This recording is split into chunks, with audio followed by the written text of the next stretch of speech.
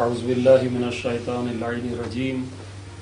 بسم اللہ الرحمن الرحیم وبہ نستعین الحمد للہ رب العالمین والصلاة والسلام علی اشرف الانبیاء والمرسلین ابی القاسم المصطفى محمد اللہم صل علی محمد وآلہ الطیبین الطاہرین المعصومین واللعنۃ الدائمۃ علی اعدائہم اجمعین من یومنا هذا الى قیام یوم الدین اما بعد فقد قال اللہ سبحانہ وتعالی فی کتابہ المجید وفرقانہ الحمید وقولہ الحق وهو اصدق القائلین اعوذ باللہ من الشیطان اللعین الرجیم بسم اللہ الرحمن الرحیم لقد کان لکم فی رسول اللہ اسوۃ حسنہ لمن کان یرجو اللہ والیوم الآخر وذکر اللہ کثیرا۔ آج ہماری گفتگو کا جو موضوع ہے وہ پیغمبر اکرم حضرت محمد مصطفیٰ صلی اللہ علیہ وآلہ وسلم کی سیرت طیبہ اور اس کے اخلاقی پہلوؤں کے حوالے سے ہے۔ ہم جن ایام سے اس وقت گزر رہے ہیں یہ ایام ماہ مبارک ربیع الاول کے ہیں۔ یہ ربیع الاول، یہ بہار اول اسی وجود ذی جود کی برکت سے ہے۔ ربیع عربی میں بہار کے معنی میں ہے، اور یہ جو پہلی بہار ہے ربیع الاول ہے، اس بہار کی نسبت بھی حضرت کے میلاد مسعود اور ولادت باسعادت کے حوالے سے ہے۔ تمام مسلمانان اسلام خواہ ان کا تعلق کسی بھی مسلک و مکتب سے ہو، وہ حضرت صلی اللہ علیہ وآلہ وسلم کی ولادت باسعادت کو اسی ماہ مبارک میں بڑے عقیدت و احترام سے مناتے ہیں۔ اسی لیے اس مہینے کے مخصوص یہ جو ایام ہیں کہ اہل سنت برادران 12 ربیع الاول کو یہ جشن میلاد مناتے ہیں، اور اہل تشیع 17 ربیع الاول کو۔ تو یہ جو 12 سے لے کر 17 تک کے ایام ہیں، اس ہفتے کو ہفتہ وحدت سے یاد کیا جاتا ہے۔ مختلف حوالے سے اس ہفتے کے دوران پروگرام منعقد ہوتے ہیں، اور مسلمانان عالم کوشش کرتے ہیں کہ اپنی عقیدت و احترام کے ساتھ، اپنے مخصوص اسلامی جذبات کے ساتھ حضرت کی یاد کو اپنے ذہنوں میں تازہ کریں، اور اس یاد کے پرتوں میں، اس یاد کے سائے میں اپنی اجتماعی اور معاشرتی زندگی کو مل جل کر گزارنے کے لیے راہیں ہموار کریں۔ تو ان مبارک ایام میں کہ جو حضرت کے ساتھ مخصوص ہیں، اور آپ جانتے ہیں کہ اللہ تعالیٰ حدیث قدسی میں فرماتا ہے لولاک لما خلقت الافلاق، کہ اے میرے حبیب اگر تو نہ ہوتا تو میں اس کون و مکان، اس افلاق کے سارے نظام کو خلق نہ کرتا۔ یہ سب کون و مکان کی گردش، یہ تمام کائنات کا وجود حضرت کے وجود بابرکت کی وجہ سے ہے۔ تو آپ کا سب سے زیادہ حق ہماری گردنوں پر ہے، تو ہم اسی حق کی ادائیگی کو انجام دینے کے لیے، بجا لانے کے لیے کوشش کرتے ہیں کہ آپ کی اخلاق طیبہ اور آپ کی سیرت طیبہ کے حوالے سے چند عرائض، چند گزارشات پیش کریں۔ اگرچہ آپ کی سیرت طیبہ کا مکمل احاطہ کرنا اور آپ کی سیرت طیبہ کے اخلاقی پہلوؤں پر روشنی ڈالنا مجھ جیسے عام انسان کے بس کی بات نہیں ہے۔ وہ ہستی کہ جس کے لیے کہا جائے کہ کون سمجھے گا مقام رحمت للعالمین، کہ کون بشر ہے، کون انسان ہے جو آپ کا رحمت للعالمین کا مقام و منزلت سمجھ سکتا ہے، جب علی ٹھہرے غلام رحمت للعالمین، کہ جب علی جیسی ذات کہ جو تمام صفات کمال کا مجسمہ ہیں، وہ آپ کے غلامی کا شرف رکھتے ہیں۔ تو ایسی ہستی کہ جو علی جیسی ہستی کی بھی مالک ہو، جو اس کی بھی سرور و سردار ہو، اس کی ذات کا اور اس کے ذات کے اخلاقی پہلوؤں کا احاطہ کرنا یقیناً ایک انسان کے اور ایک بشر کے بس کی بات نہیں، اور کہاں مجھ جیسا کوتا فکر انسان کہ جو ابھی اسلام کے ابتدائی علم کے درجات میں قدم رکھے ہوئے ہے۔ بہرحال کوشش کرتے ہیں کہ آپ کی اس سیرت طیبہ کو کسی حد تک بیان کرنے کی کوشش کریں۔ آپ کی سیرت طیبہ اور اس کے اخلاقی پہلوؤں کے حوالے سے اگر ہم دیکھنا چاہیں تو قرآن مجید میں متعدد آیات آپ کی اس سیرت طیبہ اور اس کے اخلاقی پہلوؤں کے حوالے سے بیان کرتی ہیں، موجود ہیں۔ جس آیت کا سرنامہ سخن قرار دیتے ہوئے تلاوت کا شرف حاصل کیا وہ سورہ احزاب کی آیت نمبر 21 ہے۔ خداوند متعال سورہ احزاب کی اس آیت نمبر 21 میں ارشاد فرماتا ہے، لَقَدْ كَانَ لَكُمْ فِي رَسُولِ اللَّهِ أُسْوَةٌ حَسَنَةٌ کہ بتحقیق تم لوگوں کے لیے حضرت کی ذات گرامی میں، آپ کے وجود بابرکت میں بہترین نمونہ عمل موجود ہے۔ کس کے لیے؟ لمن کان یرجو اللہ والیوم الآخر، اس کے لیے کہ جو اللہ پر ایمان رکھتا ہے، اللہ سے اپنی امید وابستہ کیے ہوئے ہے، والیوم الآخر اور روز قیامت اور روز آخرت سے اس کی امیدیں وابستہ ہے، وذکر اللہ کثیرا اور بہت زیادہ اللہ کا ذکر اس کی یاد کرتا ہے۔ تو پس جب اس آیت کو ہم دیکھتے ہیں تو اس آیت میں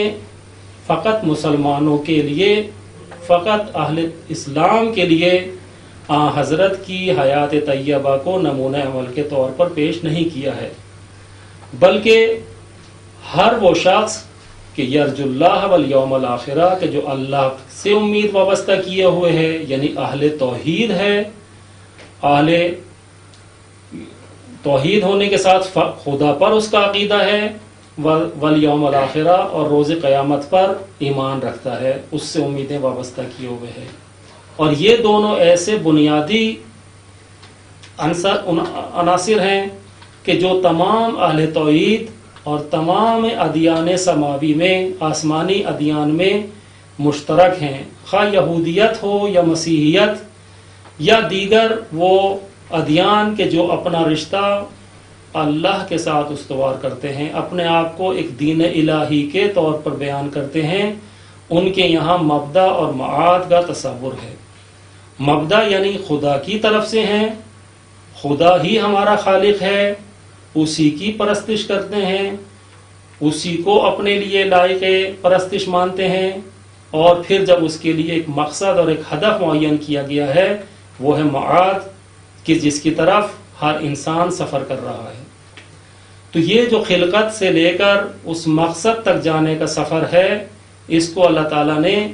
اس طرح سے بیان کیا ہے کہ جو انسان خدا پر عقیدہ رکھتا ہے، خدا سے امید وابستہ کیے ہوئے ہے اور اپنے اس سفر آخرت کی طرف گامزن ہے، خواہ وہ کسی بھی دین سے تعلق رکھتا ہو، مرسوم اور رائج دین اسلام سے اس کا تعلق ہونا ضروری نہیں ہے، اگرچہ ایک دائرہ کلی کے طور پر اگر ہم شامل کرنا چاہیں تو تمام آسمانی ادیان اسلام کے دائرے میں آتے ہیں، کیونکہ حضرت آدم جو ابو الادیان ہیں، تمام ادیان کی بازگشت بالآخر دین ابراہیمی کی طرف ہے،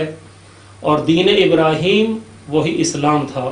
تو اگر ہم اس لحاظ سے دیکھیں کہ یہودیت ہو یا مسیحیت یا آخر میں آنے والا تا قیام قیامت رہنے والا دین اسلام، ان سب کی بازگشت بالآخر حضرت ابراہیم علیہ السلام کی طرف ہے۔ تو حضرت ابراہیم کانا مسلمان تھے، اور جب وہ مسلمان تھے تو ان سے ہر وابستہ ہونے والا دین بھی اسلام کے دائرے میں آتا ہے۔ لیکن ہم اس وقت جب دیکھتے ہیں تو اسلام کا جو دائرہ ہے وہ محدود ہو جاتا ہے ان افراد تک کہ جو حضرت صلی اللہ علیہ وآلہ وسلم کی نبوت پر خاتمیت کے ساتھ کہ آپ خاتم الانبیاء ہیں اور آپ کے بعد کوئی اور نبی نہیں آئے گا، اس عقیدے کے ساتھ جو بھی اپنے آپ کو وابستہ کیے ہوئے ہے اس کو مسلمان کہتے ہیں۔ لہذا بہت سے دیگر ادیان کہ جو اگرچہ خدا پر اور اسی طرح روز آخرت پر ایمان تو رکھتے ہیں، لیکن یا آن حضرت پر ان کا عقیدہ نہیں ہے، یا آن حضرت پر عقیدہ ہے لیکن خاتمیت کے ساتھ اپنا عقیدہ نہیں رکھتے کہ آپ خاتم الانبیاء والرسل ہوں، تو وہ دین اسلام کے دائرے سے خارج ہو جاتے ہیں۔ لیکن اس آیت کریمہ میں اللہ تعالیٰ نے تمام ان اہل توحید کو، اور اگر ہم تھوڑی سی اور وسعت دیں تو تمام انسانوں کو، کہ تمام انسان خواہ وہ کسی بھی مسلک و مکتب سے تعلق رکھتے ہوں، ان کے لیے نمونہ عمل قرار دیا ہے۔ کیوں؟ کیونکہ اللہ تعالیٰ فرماتا ہے کہ وما ارسلناک الا رحمتا للعالمین، کہ ہم نے تو آپ کو جو بھیجا ہے فقط رحمت عالمین قرار بنا کر بھیجا ہے، تمام عالمین کے لیے، تمام بسنے والوں کے لیے، تمام جہان والوں کے لیے آپ کو فقط رحمت بنا کے بھیجا ہے۔ جس طرح اللہ کی رحمت وسیع و عریض ہے، اس کا احاطہ ممکن نہیں۔ علماء و مفسرین فرماتے ہیں کہ پیغمبر اکرم کی رحمت بھی اسی طرح وسیع ہے، اس کا احاطہ بھی نہیں کیا جا سکتا، تمام انسانوں کو حتیٰ کہ تمام مخلوقات کو شامل حال ہے۔ لیکن بعض مفسرین اس کو محدود کرتے ہیں، فرماتے ہیں کیونکہ اس رحمت للعالمین کا تعلق وما ارسلناک الا رحمت للعالمین الا رحمتا للعالمین، تو یہ جو رحمت للعالمین کو نسبت دی گئی ہے یہ ارسال کے ساتھ ہے کہ ہم نے نہیں بھیجا سوائے یہ کہ رحمت بنا کر۔ تو یہ جو بھیجنے کا تعلق ہے یہ بعثت پیغمبر اکرم سے ہے، اور پیغمبر اکرم کی بعثت جو ہے ظاہر ہے کہ وہ نبوت کے ساتھ تھی، اعلان رسالت کے ساتھ تھی کہ آپ نبی بنا کر بھیجے گئے تھے، تو پس آپ کی جو رحمت ہے وہ آپ کی بعثت اور نبوت کے ساتھ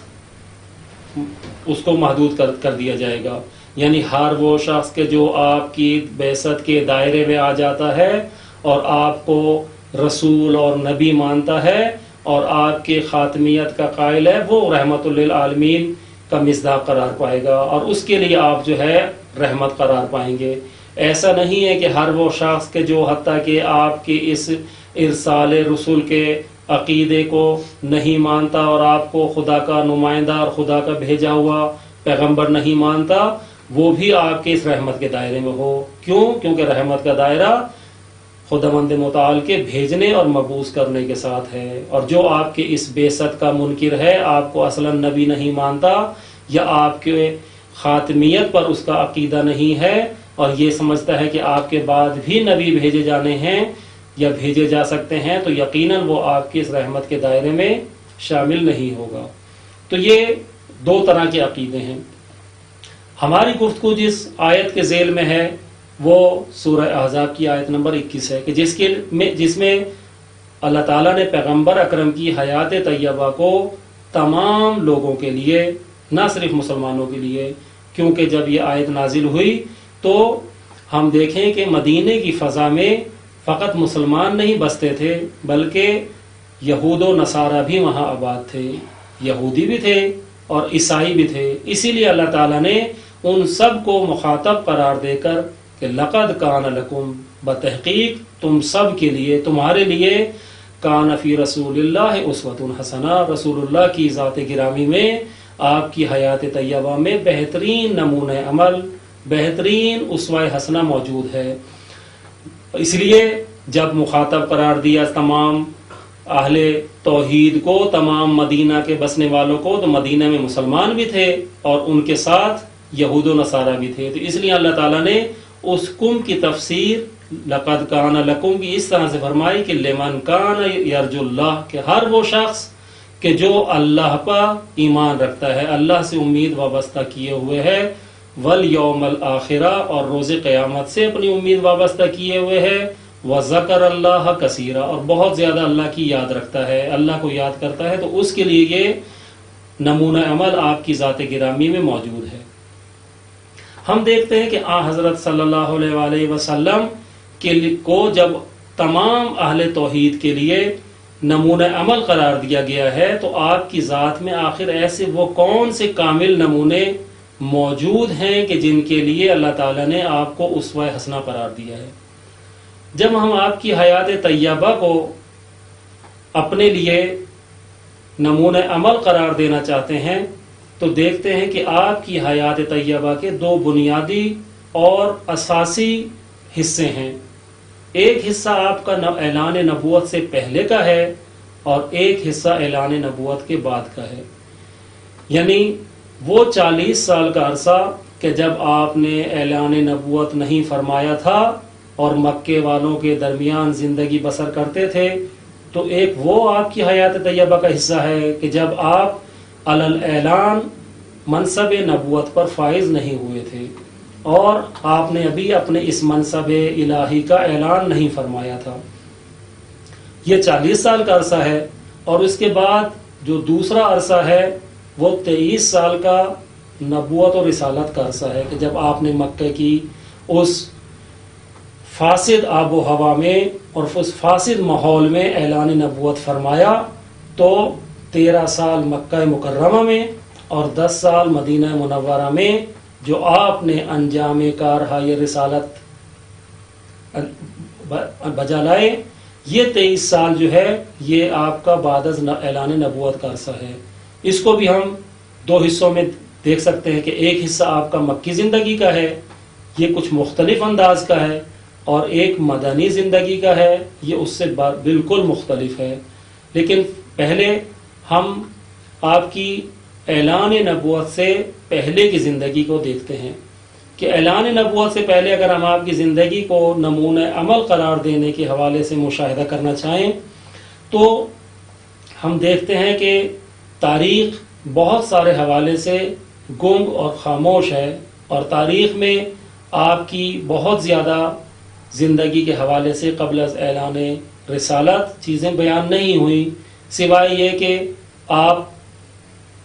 اپنے والد گرامی کی شفقت اور سائے سے اپنے ولادت سے پہلے محروم ہو چکے تھے، اور پھر چند سال کے تھے، غالباً 5 سال کے تھے کہ آپ کی شفیق مادر گرامی کا سایہ بھی آپ کے سر سے اٹھ گیا۔ اس کے بعد آپ اپنے دادا حضرت عبد المطلب کی کفالت میں رہے، اور جب ان کا سفر آخرت نزدیک آیا تو انہوں نے اپنے بیٹے جناب ابو طالب علیہ السلام کو آپ کی ذمہ داریاں سپرد کر دیں۔ حضرت ابو طالب علیہ السلام نے اس طریقے سے آپ کی کفالت کی کہ آپ اپنی اولاد سے زیادہ اپنے اس یتیم بھتیجے کو عزیز رکھتے تھے، اور یتیم کہنا بھی شاید مناسب نہ ہو کہ جس طریقے سے جناب ابو طالب نے آپ کی نگہداشت اور کفالت میں جاں فشانی کی، وہ شاید حقیقی باپ بھی نہیں کر سکتا تھا، اور آپ کو کہیں بھی احساس یتیمی نہ ہونے دیا۔ اس کے ہم مختلف نمونے حضرت ابو طالب علیہ السلام کی حیات طیبہ میں مشاہدہ کر سکتے ہیں۔ پہلا سفر جو آپ نے اپنے چچا حضرت ابو طالب کے ساتھ انجام دیا وہ صرف 12 سال کی ایک کم سنی میں تھا، اور آپ اس نو عمری میں اپنے شفیق و عزیز چچا جناب ابو طالب علیہ السلام کے ساتھ شام کے سفر تجارت پر روانہ ہوئے۔ بصرہ کے مقام پر ایک راہب عیسائی پادری بحیرہ نامی نے جب آپ کی ذات گرامی میں وہ کامل نمونے مشاہدہ کیے کہ جب اس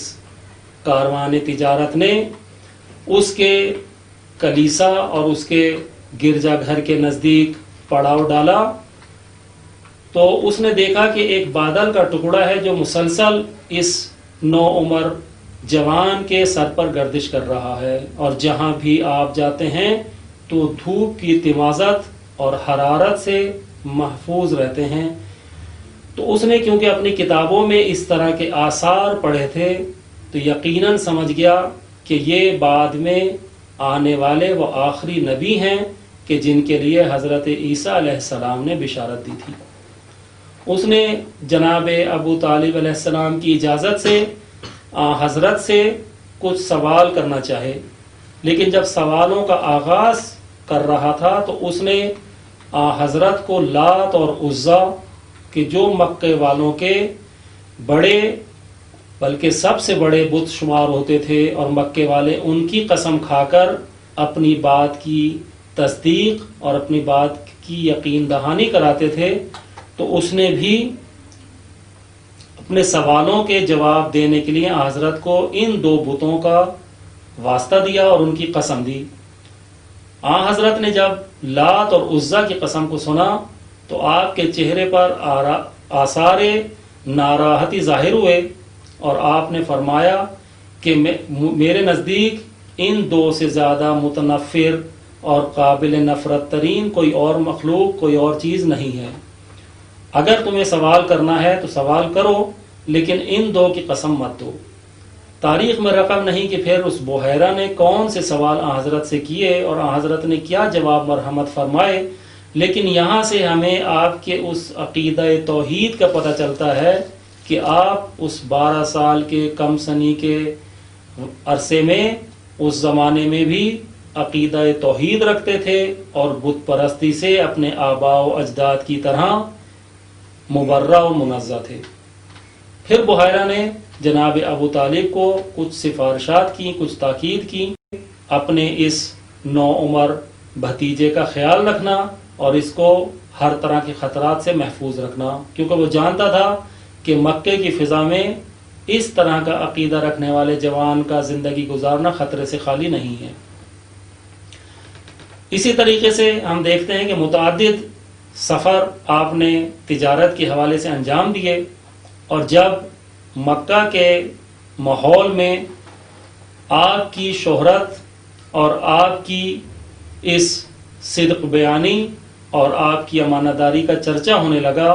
اس طرح سے کہ ہر مکے کا رہنے والا آپ کو صادق اور امین کے لقب سے یاد کرتا تھا، اس طریقے سے آپ نے اپنی زبان سے صداقت کے جلوے دکھائے اور اپنے شخصیت اور کردار سے امانت کے نمونے ظاہر کیے کہ وہ فاسد ماحول اور مکے کا وہ ماحول کہ جہاں اخلاقی قدریں پامال ہو چکی تھیں، کہ جس کو ہم زمانہ جاہلیت سے یاد کرتے ہیں، یعنی جس میں انسانی قدریں، اخلاقی قدریں ناپید ہو چکی ہوں، اور آپ کو معلوم ہے کہ اس ماحول میں فسق و فجور، شراب، جوا اور دوسری اخلاقی لعنتیں عام تھیں۔ وہ لوگ اپنی بچیوں کو زندہ درگور کر دیتے تھے اور ان کو یہ سمجھتے تھے کہ یہ ہمارے لیے باعث فقر و تنگ دستی ہیں، کیونکہ لڑکیوں کو کھلا کر بڑا کر کے بالآخر ہم نے کسی اور کے حوالے کرنا ہے، جبکہ لڑکا جو ہے جب اس کو ہم پرورش کر کے کھلا پلا کر بڑا کریں گے تو کل وہ ہمارا زور بازو بنے گا اور ہمارے ساتھ ہمارے قبیلے کا دفاع کرے گا، لیکن لڑکی جو ہے وہ اس طرح کے کام انجام نہیں دے سکتی، تو اس لیے وہ جو ہے لڑکی کو اپنے لیے باعث و ننگو آر سمجھتے تھے اور اس کو زندہ درگور کر دیتے تھے، یا حتیٰ کہ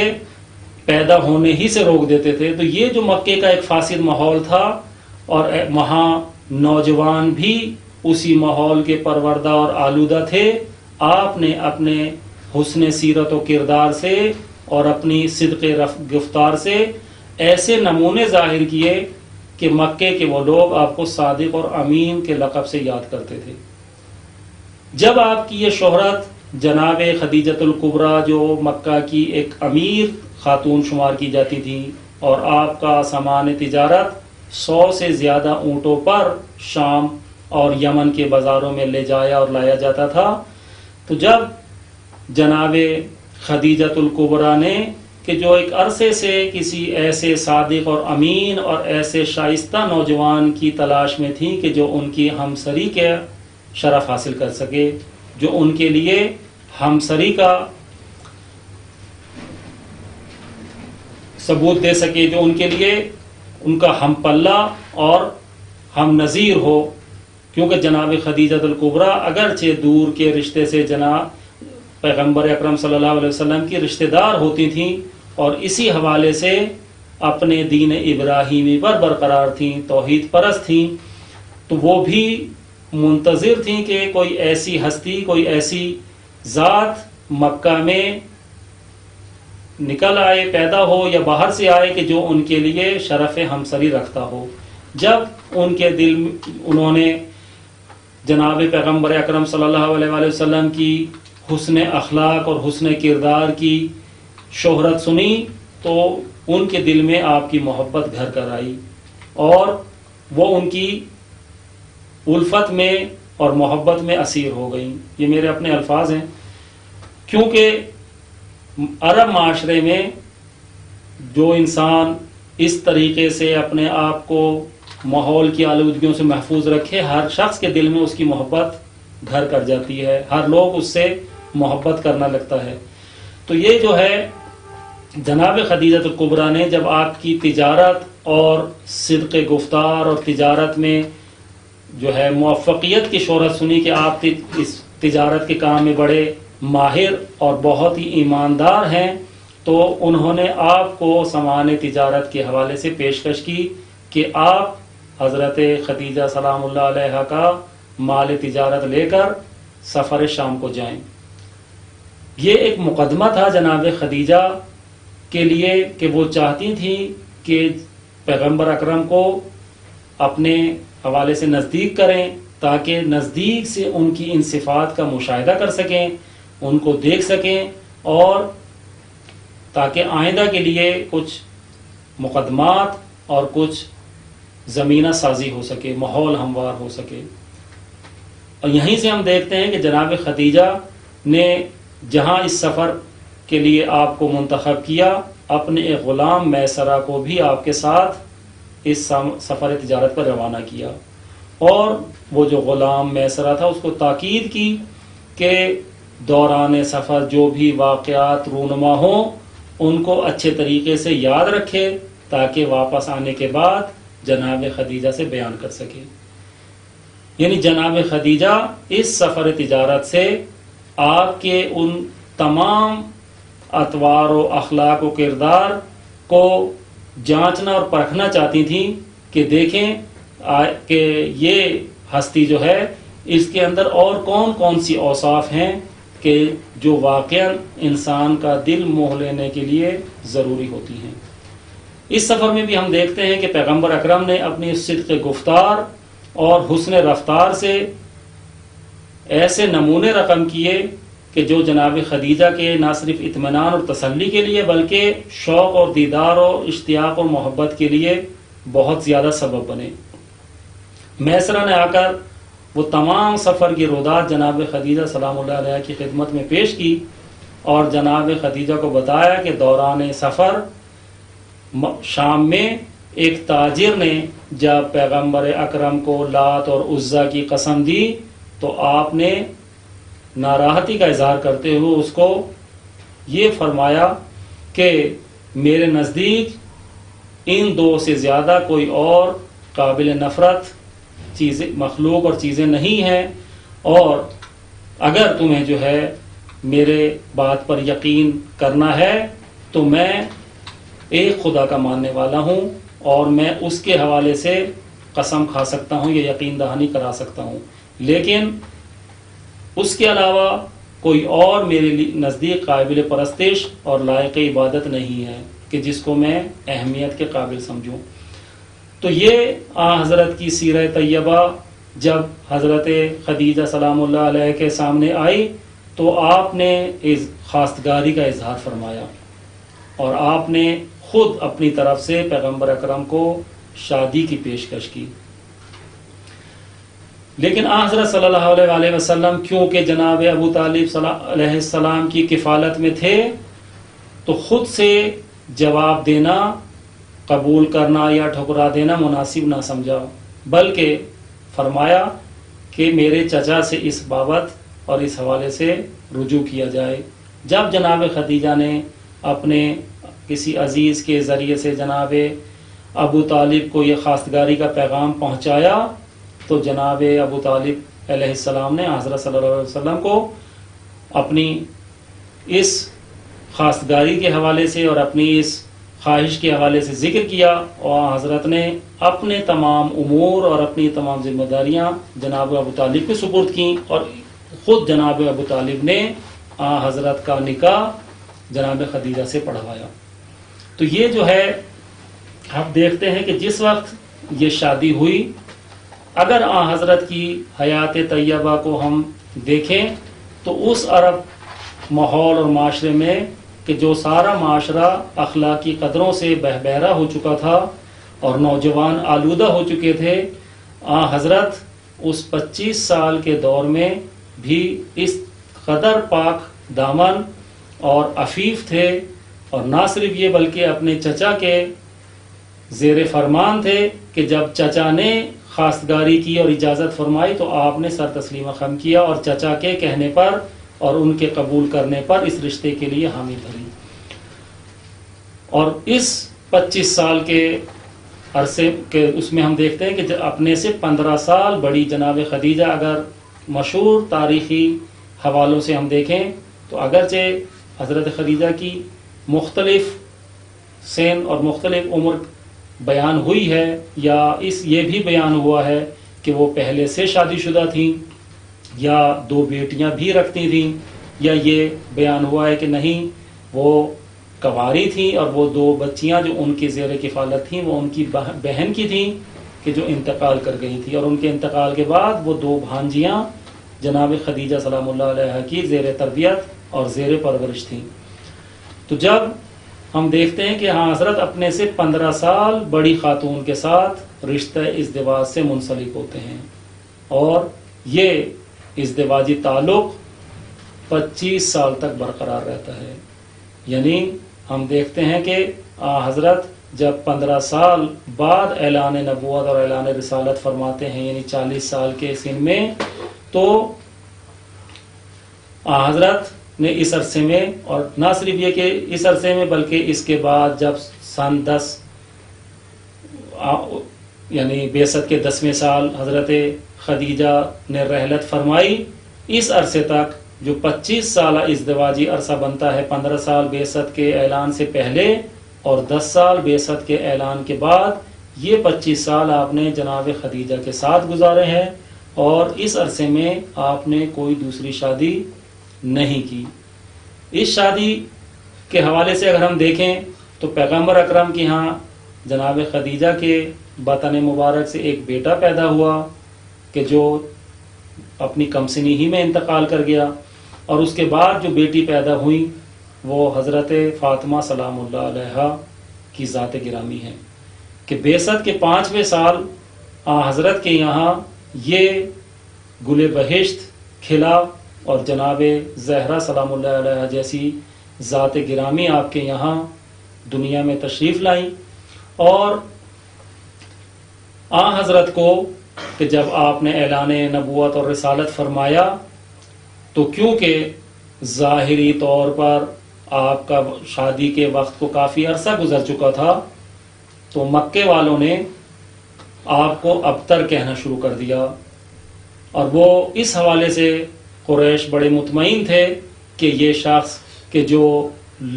لا ولد ہے، مقطوع النسل ہے، کہ جس کی کوئی اولاد نہیں ہے،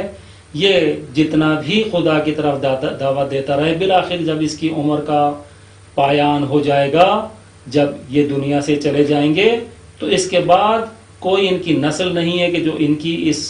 مشن اور ان کے اس کارہائے رسالت کو آگے بڑھا سکے۔ تو اس لحاظ سے آپ کو مقطوع نسل اور ابتر کہا جانے لگا، لیکن اللہ تعالیٰ نے سورہ کوثر عطا فرما کر بسم اللہ الرحمن الرحیم انا اعطیناک الکوثر فصل لربک وانحر ان شانئک هو الابتر، یہ 3 مختصر آیات سورہ قرآن کی مختصر ترین سورہ، اگرچہ قرآن میں چند اور صورتیں بھی ہیں جو 3 آیات پر مشتمل ہیں، جیسے سورہ والعصر یا سورہ نصر اذا جاء نصر اللہ، لیکن جو سورہ کوثر ہے اس کی نہ صرف یہ کہ 3 آیات ہیں بلکہ آیات کے کلمات بھی بہت مختصر اور حروف کی تعداد بھی بہت کم ہے۔ تو اللہ تعالیٰ نے اپنی اس مختصر ترین سورہ کو آپ پر نازل کیا، اور سورہ کوثر کو یہ اعزاز بھی حاصل ہے کہ مکہ کے وہ فصیح ترین افراد وہ بلیغ ترین افراد کہ جو اپنے آپ کو فصاحت و بلاغت کے اعلیٰ ترین مرتبے پر فائز سمجھتے تھے اور قرآن مجید کو ایک دیوانے کا کلام یا ایک جن زدہ کا کلام کہہ کر تعبیر کرتے تھے، اور یہ کہتے تھے کہ پیغمبر اکرم نے ایک اعجمی، ایک غیر عرب شخص سے جو ہے سیکھا ہے، اور لوگوں کو اس کلام کے سننے سے روکتے تھے۔ جب مقابلہ ہوا اور یہ طے پایا کہ ہر ایک اپنا اپنا کلام خانہ کعبہ کی دیوار پر لٹکائے، تو مشہور ترین 7 فصیح و بلیغ افراد نے اپنے کلام کو خانہ کعبہ کی دیوار پر لٹکایا، جس کو سبع معلقہ کے نام سے یاد کیا جاتا ہے، یعنی 7 وہ کلام، 7 وہ نظمیں کہ جو لٹکائی گئی خانہ کعبہ پر سبع معلقہ، اور ان کے مقابلے میں قرآن مجید کی ایک چھوٹی سی سورہ کوثر کو لٹکایا گیا، اور سورہ کوثر نے اپنی اس فصاحت و بلاغت کے ساتھ ان تمام دیگر کلام اور تمام ان دیگر فصیح و بلیغ لوگوں کی کوششوں کو نہ صرف یہ کہ پامال کر دیا، بلکہ ان پر برتری رکھی، اور سورہ کوثر کو سب نے پسند کیا کہ یہ فصیح ترین اور مختصر ترین کلام تمام دیگر کلاموں پر حاوی اور برتری رکھتا ہے۔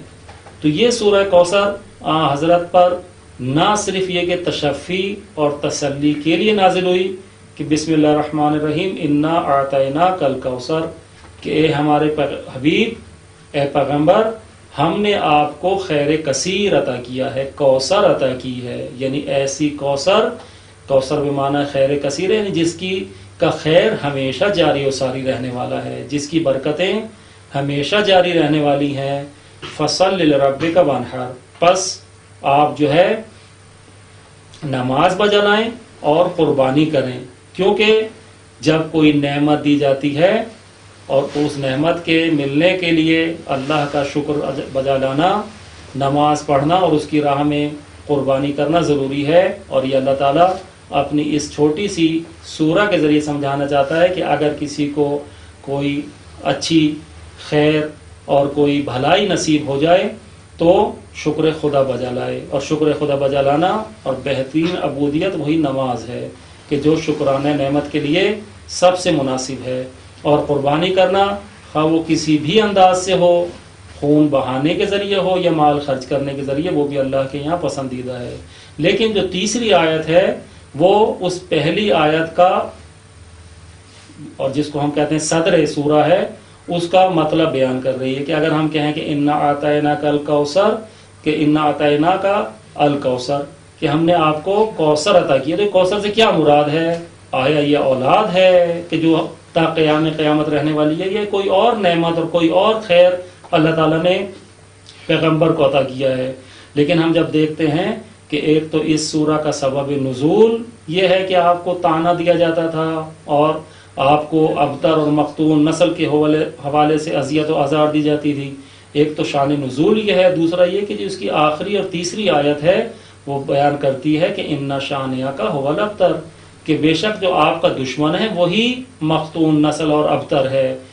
تو اس کا مطلب ہے نہیں آپ مختون نسل اور ابتر نہیں ہے، بلکہ آپ کو خیر کثیر عطا کیا گیا ہے۔ تو یہ جو تیسری آیت ہے یہ خود تفسیر کرتی ہے پہلی آیت کی کہ آپ کو تو خیر کثیر دیا گیا ہے، وہ چیز دی گئی ہے کہ جس کا خیر اور جس کی بھلائی ہمیشہ باقی رہنے والی اور جاری رہنے والی ہے۔ لیکن جو آپ کا دشمن ہے، کہ جو آپ کو مختون نسل ہونے کا طعنہ دے رہا ہے،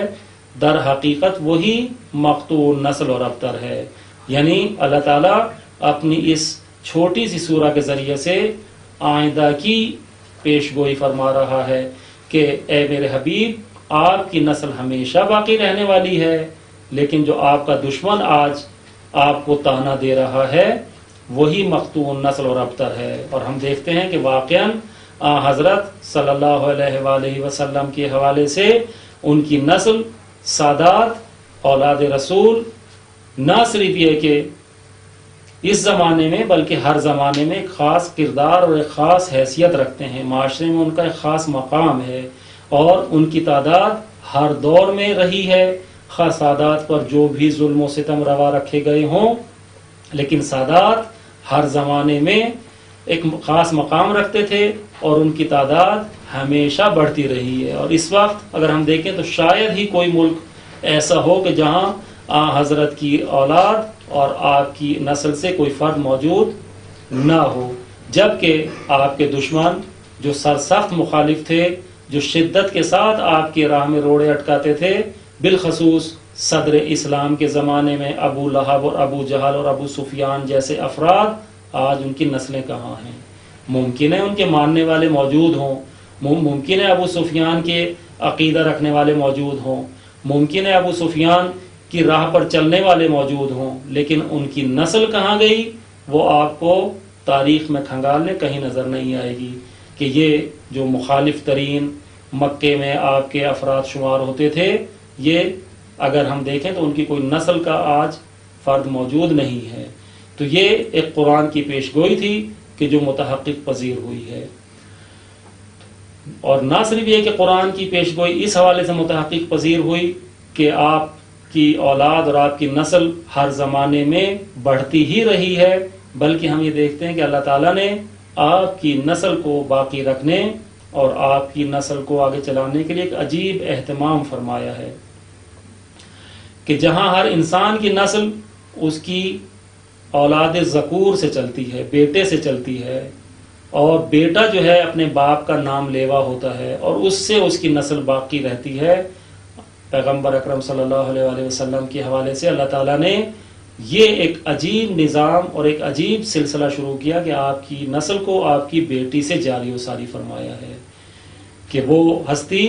کہ جو باعث تخلیق کائنات ہے، کہ جس طرح ہم کہتے ہیں کہ حدیث قدسی میں کہ لولا لما خلقت الافلاق، کہ اے میرے حبیب اگر تیری ذات نہ ہوتی، تو نہ ہوتا تو میں افلاق کو خلق نہ کرتا. تو اسی حدیث قدسی کے آخر میں یہ ہوتا ہے کہ بیان ہوتا ہے کہ لولا فاطمہ لما خلقتکما، کہ اگر فاطمہ نہ ہوتی تو اے میرے حبیب میں تمہیں اور علی کو بھی خلق نہ کرتا. تو جو باعث تخلیق کائنات ہیں در حقیقت حضرت زہرا سلام اللہ علیہ ہیں، جن کو ہم حدیث کسا کے محور میں اگر دیکھیں تو مرکزی ترین ہستی ہم فاطمہ و ابوہا و بالوہا و بنوہا، کہ حضرت فاطمہ ہیں جو باعث شناسائی اور باعث معرفت بن رہی ہیں اپنے بابا کی جیسی ہستی کے لیے، اپنے شوہر نامدار جیسی ہستی کے لیے، اور اپنے دونوں فرزندان گرامی کی جیسی ہستیوں کے لیے. یعنی محور حدیث کسا اور زیر کسا جو ہستیاں ہیں ان کا مرکز شناخت اور مرکز پہچان نہ صرف انسانوں کے لیے بلکہ ملائکہ کے لیے، کہ جو آسمانی مخلوق ہیں، نوری مخلوق ہے، ان سے بھی جب اللہ تعالیٰ تعارف کروا رہا ہے ان انوار خمسہ اور ان 5 ہستیوں کا، تو وہاں بھی جو معرفت اور پہچان کا محور و مرکز ہیں وہ جناب سیدہ سلام اللہ علیہ کی ذات گرامی ہے، کہ ان کے ذریعے سے اللہ تعالیٰ فرشتوں کو ان انوار خمسہ کا تعارف کروا رہا ہے کہ یہ فاطمہ ہیں، یہ ان کے باپ ہیں، یہ ان کے شوہر نامدار ہیں، اور یہ 2 ان کے حسن و حسین بیٹے ہیں. تو یہ جناب سیدہ وہ ہستی ہیں کہ جن کے لیے پیغمبر اکرم نے فرمایا ہیا ام ابیہا، کہ یہ تو اپنے باپ کی بھی ماں ہیں. یہ یہیں سے ہم سمجھ سکتے ہیں کہ کس طریقے سے باپ کی ماں ہیں، کہ جس طریقے سے ماں سے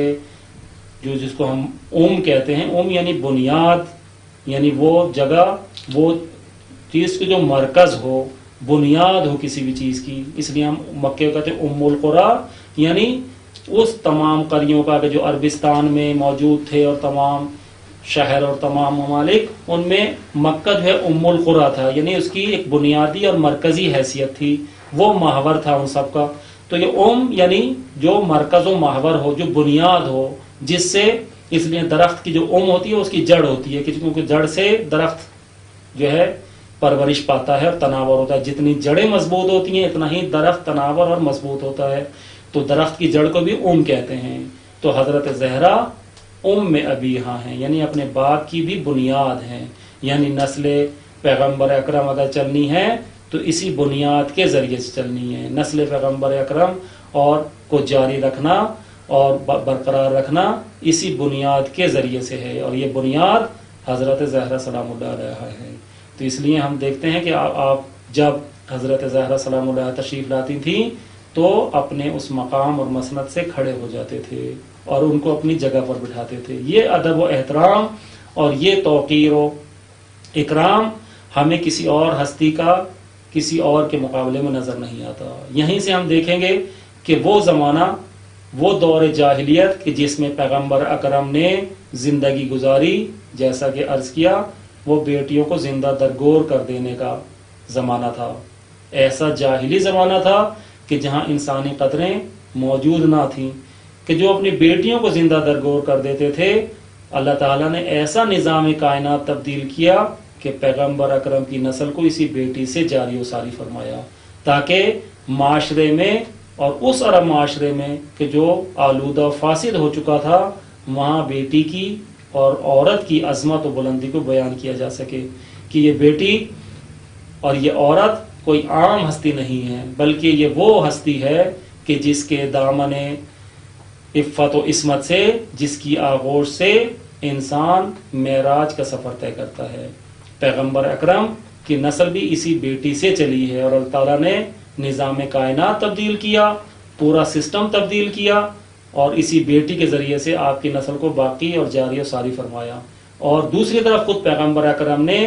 معاشرے سے وہ فرسودہ رسمیں اور وہ عورت کے حوالے سے اور بیٹی کے حوالے سے جو لوگوں کا عقیدہ بن چکا تھا، وہ اس طرح سے تبدیل کیا کہ اپنی بیٹی کے لیے اس طریقے سے احترام بجا لاتے تھے کہ لوگ حیرت کرتے تھے۔ جناب عائشہ آپ کی خدمت میں عرض کرتی ہیں کہ اے پیغمبر خدا، مناسب نہیں لگتا کہ آپ جیسی فخر انبیاء اور باشرف ہستی اپنی بیٹی کے لیے اپنی جگہ سے بلند ہو جائیں، کھڑے ہو جائیں۔ تو آپ نے ان کو جھڑک دیا اور فرمایا یہ مت کہو۔ اس موقع پر آپ نے فرمایا ہی ام ابیہ، یہ تو اپنے باپ کی بھی ماں ہے، یہ تو اپنے باپ کی بھی بنیاد ہے، تم کیا سمجھو مقام حضرت زہرا۔ پیغمبر اکرم جانتے تھے کہ یہ حضرت زہرا سلام اللہ علیہ ہے کہ جن سے آپ کی نسل جاری و ساری رہنی ہے۔ بہرحال ہم آپ کی مکی زندگی کے حوالے سے کچھ واقعات اور کچھ اخلاقی نمونے بیان کر رہے تھے۔ ہم دیکھتے ہیں کہ پیغمبر اکرم اس وقت باوجود یہ کہ ایک نوجوان تھے، لیکن آپ کا معاشرے میں وہ مقام اور منزلت تھی، اور آپ نے اپنے صدق گفتار اور حسن رفتار اور امانت داری سے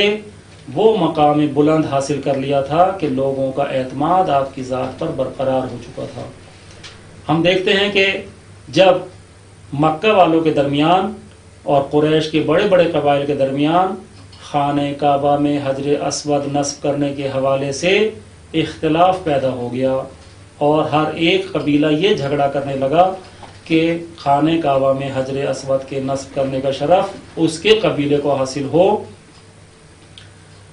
تو اس نزاع اور جھگڑے کو ختم کرنے کے لیے بھی آپ ہی کی ذات گرامی نے وہ طریقہ عمل اور وہ بہترین نمونہ دنیا کے سامنے پیش کیا کہ جس سے نہ صرف خون خرابہ نہیں ہوا، بلکہ ہر ایک قبیلہ مطمئن ہو گیا کہ یہ جو کام آپ نے انجام دیا اس سے بہتر کوئی اور اس نزاع اور جھگڑے کا حل نہیں ہو سکتا تھا۔ جب نزاع اور جھگڑا اس قدر بڑھا کہ تمام قبائل ایک دوسرے سے دست و گریباں ہونے لگے، تو یہ طے پایا کہ جو شخص بھی باب بنی شیبہ سے سب سے پہلے وارد مسجد الحرام ہوگا وہ اس جھگڑے کا فیصلہ کرے گا۔ کچھ ہی وقت گزرا تھا تو ان کی نظر محمد مصطفیٰ صلی اللہ علیہ وسلم کے وجود گرامی پر پڑی، اور انہوں نے دیکھا کہ وہ نوجوان محمد تشریف لا رہے ہیں، تو سب مطمئن ہو گئے کہ یہ ضرور ان کے حق میں بہتر فیصلہ کریں گے۔ جب آپ پہنچے تو انہوں نے آپ کی خدمت میں مسئلے کو پیش کیا، تو آپ نے بہترین رائے حل پیش کرتے ہوئے فرمایا کہ ایک چادر لے آؤ۔ جب چادر لائی گئی تو آپ نے اپنے دست مبارک سے حجر اسود کو اٹھا کر اس چادر پر رکھا اور فرمایا کہ ہر قبیلہ چادر کا ایک کنارہ، ایک حصہ پکڑ لے اور اس مقام تک لے چلے کہ جہاں حجر اسود کو خانہ کعبہ کے اس رکن پر نصب کیا جانا ہے۔ جب اس مقام پر خانہ کعبہ کے حجر اسود کو لایا گیا تو خود آپ نے اپنے دست مبارک سے حجر اسود کو اٹھایا اور خانہ کعبہ پر نصب کر دیا۔ یہ دیکھ کر ہر قبیلہ آپ کے اس فیصلے کی داد دینے لگا کہ یقیناً اس جھگڑے کا اور اس نزاع کا اس سے بہتر کوئی اور حل نہیں ہو سکتا تھا۔ تو ہم دیکھتے ہیں کہ مکہ والوں کے درمیان آپ کی اعلان نبوت سے پہلے بھی ایک خاص حیثیت حاصل تھی، اور وہ آپ پر اس قدر اطمینان رکھتے تھے اور دیکھتے تھے کہ آپ نے اپنی دانائی اور بصیرت سے ایک بہت بڑے جھگڑے اور ایک بڑی جنگ کا رخ موڑ دیا اور بڑے آسانی کے ساتھ اس مسئلے کو ختم کر دیا۔ لیکن ہم دیکھتے ہیں کہ جب پیغمبر اکرم اعلان نبوت فرماتے ہیں،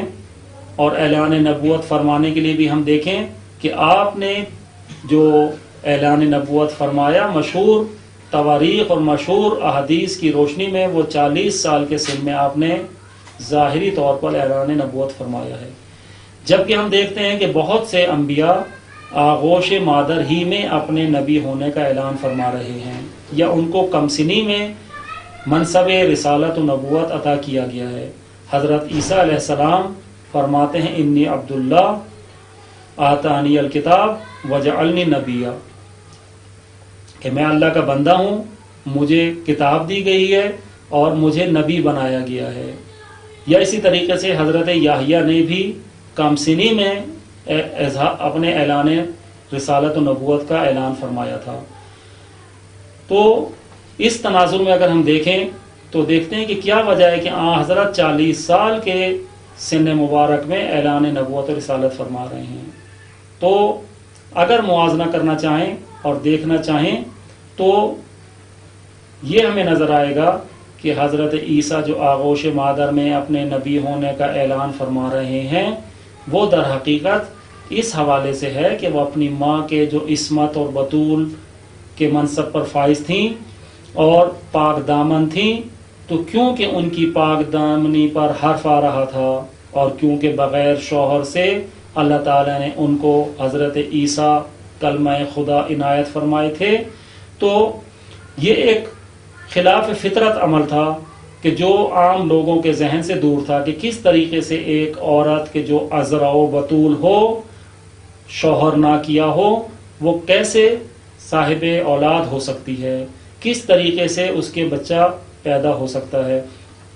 تو کیونکہ یہ ایک خلاف فطرت عمل تھا تو اللہ تعالیٰ نے اس خلاف فطرت عمل کو صحیح کرنے کے لیے بھی خلاف فطرت عمل ہی کا مظاہرہ فرمایا، اور حضرت مریم سلام اللہ علیہا نے اپنے پاک دامنی کا ثبوت دینے کے لیے جب لوگوں نے آپ پر تہمتیں لگانا شروع کی تو اپنے اسی معصوم اور چھوٹے بچے کو جس کو اپنی آغوش میں لیے ہوئی تھی اشارہ فرمایا۔ اور ہم دیکھتے ہیں کہ قرآن مجید بیان فرماتا ہے کہ حکم خدا اور اذن خدا سے یہی معصوم بچہ کہ جو ابھی آغوش مادر میں ہے اس نے کلام کرنا شروع کیا۔ تو کیونکہ یہ خلاف فطرت عمل تھا اور ماں کی عصمت اور پاک دامنی کی گواہی دینے کے لیے تھا، اس لیے لوگوں نے نہ صرف یہ کہ حیرت و تعجب کا اظہار کیا بلکہ مطمئن ہو گئے کہ یہ ایک جو ہے خدا کا کام ہے، اور یہ خدا نے صلاحیت دی ہے کہ بچہ جو ہے اپنی ماں کی پاک دامنی کے حوالے سے گفتگو کرے۔ یہاں ایک سوال ہوتا ہے کہ کس طریقے سے بچے کے بولنے سے ماں کی پاک دامنی ثابت ہو، تو ہم اس کا جواب اس طریقے سے دے سکتے ہیں کہ ہر بچہ بولتا نہیں ہے، حتیٰ کہ حلال زادہ بھی اگر کسی کے یہاں پیدا ہو تو اس سن تک کہ جو سال، سوا سال، 1.5 سال کا سن ہوتا ہے اس سے پہلے بچے میں قوت گویائی پیدا نہیں ہوتی۔ نہ صرف قوت گویائی پیدا نہیں ہوتی بلکہ معمولاً چھوٹے بچے ٹوٹے پھوٹے چھوٹے چھوٹے الفاظ یا وہ الفاظ کے جو ان کو سکھائے جاتے ہیں ان کی تکرار کرتے ہیں، خود سے ایسا کلام کہ جو نہ صرف یہ کہ معنی اور مطلب رکھتا ہو بلکہ ایسا کلام کہ جس کی نسبت خدا کی طرف ہو، بولنے کی طاقت نہیں رکھتا۔ تو یہاں بھی اگر حضرت مریم نعوذ باللہ انہوں نے کوئی ایسا کام کیا ہوتا کہ جس سے یہ بچہ مثلا ہم ان کی نظر میں حرام ہوتا، تو یقیناً یہ بچہ ایسی بات نہیں کر سکتا تھا کہ جو ایک عام حلال زادہ بچے سے بھی ممکن نہیں. تو یقیناً حضرت عیسیٰ کا کلام کرنا نہ صرف یہ کہ اپنے نبی اور صاحب کتاب ہونے کے حوالے سے ہے، بلکہ یہ بھی بتانے کے حوالے سے ہے کہ میں کیونکہ آئندہ نبی اور صاحب کتاب ہوں گا، اس حوالے سے یہ بتانے کے لیے ہے کہ سلسلہ نبوت کبھی بھی اسلاب نجس اور ارحام آلودہ سے منعقد نہیں ہوتا. سلسلہ نبوت کے لیے ہمیشہ پاک دامن مائیں اور پاک دامن اسلاب اور باپ ضروری ہیں. تو یہاں سے حضرت مریم کی پاک دامنی بھی ثابت ہوئی، بلکہ اور نہ صرف یہ کہ آپ کی پاک دامنی ثابت ہوئی، بلکہ حضرت عیسیٰ نے یہ بھی بتا دیا کہ یہ سلسلہ نبوت ہمیشہ پاک دامن ماؤں سے ہی منعقد اور برقرار اور جاری ہوتا ہے. تو یہ حضرت عیسیٰ کا بولنا صرف اسی وقت کے لیے تھا. ایسا نہیں ہے کہ جب حضرت عیسیٰ نے اذن خدا سے کلام کیا تو اب بولنے لگے، بلکہ کیونکہ خلاف فطرت چند لمحوں کے لیے آپ نے کلام فرمایا تھا، اس لیے باقی ہم نہیں دیکھتے کہ آپ اس کے بعد بھی مسلسل کلام کرتے رہے ہوں. تو نبی اکرم صلی اللہ علیہ وآلہ وسلم کے حوالے سے اگر ہم دیکھتے ہیں کہ آپ نے 40 سال کے سن میں، کہ جو آپ کے نبوت کے 23 سالہ مدت سے تقریباً 2 برابر کا عرصہ ہے، کہ 23 سال آپ کی مدت رسالت و نبوت ہے، مکہ اور مدینہ دونوں کی شامل کر کے، جبکہ اس کے برعکس جو آپ کی اعلان نبوت سے پہلے کا عرصہ ہے وہ 40 سال کا ہے، جو 23 سال سے تقریباً 2 برابر کا عرصہ ہے. تو ہم دیکھتے ہیں کہ اس 40 سال کے عرصے میں آپ نے مقدمہ رسالت اور تمہید رسالت کے لیے وہ صفات معاشرے میں اجاگر کی اور اپنے حوالے سے وہ لوگوں میں صفات و اخلاق و کردار کے نمونے پیش کیے کہ جس کے ذریعے سے آپ کے لیے اعلان نبوت فرمانا آسان ہو جائے، کیونکہ آپ حضرت عیسیٰ کی طرح ایک مقطع اور ایک خاص زمانے کے لیے نبی بنا کر نہیں بھیجے گئے، بلکہ آپ کی نبوت اور آپ کا لایا ہوا دین تا قیام قیامت باقی و جاری و ساری رہنے والا ہے. اس لیے ضروری تھا کہ اس دین کے تداوم اور باقی اور جاری رکھنے کے لیے ایک مضبوط مقدمہ برقرار کیا جائے، رکھا جائے، اور وہ مقدمہ آپ کے 40 سالہ دورے قبل بعثت کا ہے کہ آپ اس 40 سال کے زمانے میں معاشرے میں اپنے حسن کردار اور حسن گفتار سے ایسے نمونے رقم کریں کہ معاشرے میں آپ کی نبوت کی جڑیں مضبوط ہو جائیں. اس کے لیے اگر ہم دیکھیں تو جب آپ نے 25 سال کی عمر میں حضرت خدیجہ سلام اللہ علیہا سے شادی کی، جو عرب کی بلکہ مکے کی بلکہ پورے عرب معاشرے کی کہیں امیر ترین خاتون تھیں، تو اعلان نبوت سے 15 سال پہلے کا عرصہ کہ جو تاریخوں میں ہمیں کم ہی ملے گا کہ آپ نے معاشرے میں ستم دیدہ اور محروم طبقات کی کفالت اور سرپرستی میں گزارے ہیں. ہمیں کہیں نظر نہیں آتا کہ حضرت خدیجہ نے شادی کے بعد آپ کو دوبارہ سفر تجارت پر بھیجا ہو. شادی سے پہلے تو آپ کو سفر تجارت پر روانہ کیا، لیکن شادی کے بعد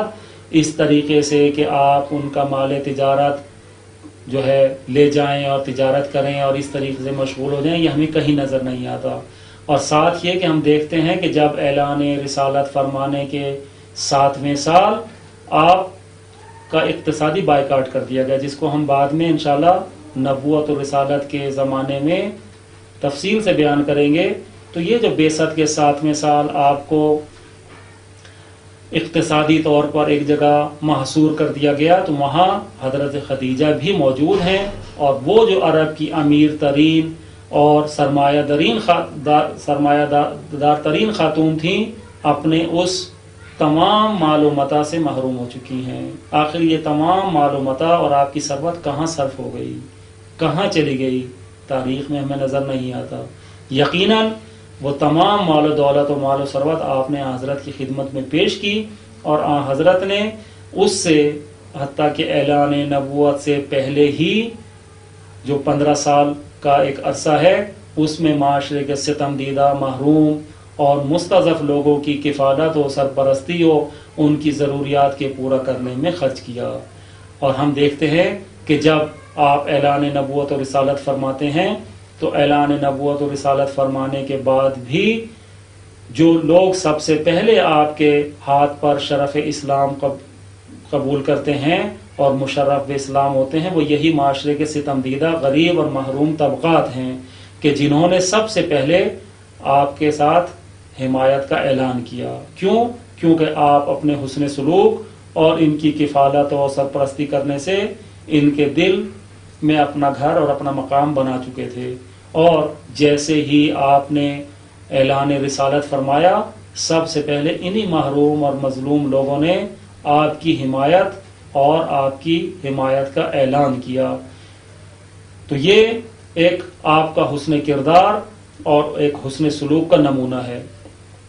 کہ جو ہمیں عرب معاشرے میں نظر آتا ہے کہ آپ اعلان نبوت سے پہلے بھی معاشرے میں خاص مقام اور منزلت رکھتے تھے، اور آپ نے معاشرے میں اپنے حسن سلوک سے اور اپنے امانت و کردار اور شخصیت کے وہ نمونے پیش کیے کہ جو اس عرب معاشرے میں اس وقت موجود نہ تھے۔ انشاءاللہ ہماری گفتگو کا سلسلہ جاری رہے گا، اور ہم جو ہے اپنے اس گفتگو کے دوسرے حصے میں آپ کی سیرت طیبہ کے بعثت و اعلان رسالت کے بعد کے کچھ پہلوؤں پر روشنی ڈالیں گے۔ والسلام علیکم ورحمۃ اللہ وبرکاتہ۔